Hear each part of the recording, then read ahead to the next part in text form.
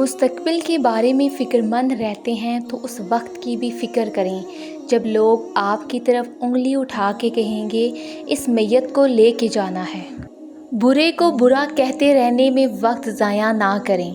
اگر حضرت آدم علیہ السلام شیطان کو کوستے رہتے تو توبہ کرنا کب سیکھتے، توبہ کب کرتے اور اللہ کی رضا دل میں کیسے لگاتے؟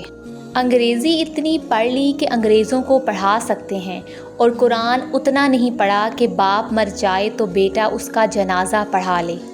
جب کوئی آزمائش شروع ہوتی ہے تو اس وقت تک ختم نہیں ہوتی ہے جب تک اس سبق کو سیکھا نہ جائے جو اس میں پوشیدہ ہے۔ زندگی آزمائشوں کا سمندر ہے، کسی سے لے کر آزمایا جاتا ہے تو کسی کو بے تحاشا دے کر آزمایا جاتا ہے۔ بس کہیں صبر کی اور کہیں شکر کی آزمائش ہے۔ جو اونچے مقام پر ہوتے ہیں ان کے کندھوں پر آزمائشیں بھی بڑی ہوتی ہیں۔ ایسا بھی ہوتا ہے کہ خدا ہمیں پھولوں سے بڑا ٹوکرا عطا کرنے کے موڈ میں ہوتا ہے اور ہم صرف ایک پھول کی ضد لگا کر بیٹھے ہوتے ہیں۔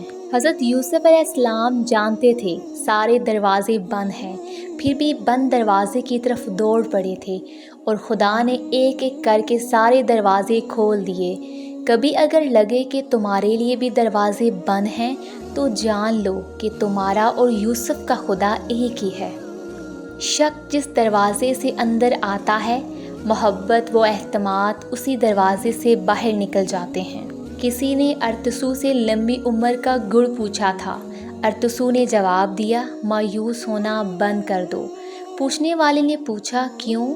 ارطسو بولا، نا امیدی سے انسان کی عمر کم ہو جاتی ہے۔ دنیا میں سب سے زیادہ نفرتوں کا سامنا سچ بولنے والوں کو کرنا پڑتا ہے۔ تم پانی جیسے بنو جو اپنا راستہ خود بناتا ہے، پتھر جیسے نہ بنو جو دوسروں کا راستہ بھی روک لیتا ہے۔ دنیا اور آخرت میں اگر کسی مرتبے پر پہنچنا ہے تو بولنا کم اور چپ رہنا زیادہ سیکھو۔ جب کوئی منتظر نہ ہو تو رابطے اچھے نہیں لگتے۔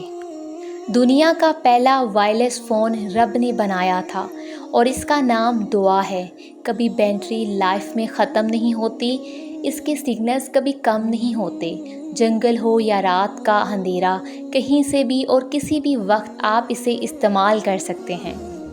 اگر آپ کو یہ ویڈیو اچھی لگی ہے تو ویڈیو کو لائک کریں، چینل کو سبسکرائب کریں۔ تو ملتے ہیں اپنی نیکسٹ ویڈیو میں۔ اپنا خیال رکھیے گا۔ اللہ حافظ۔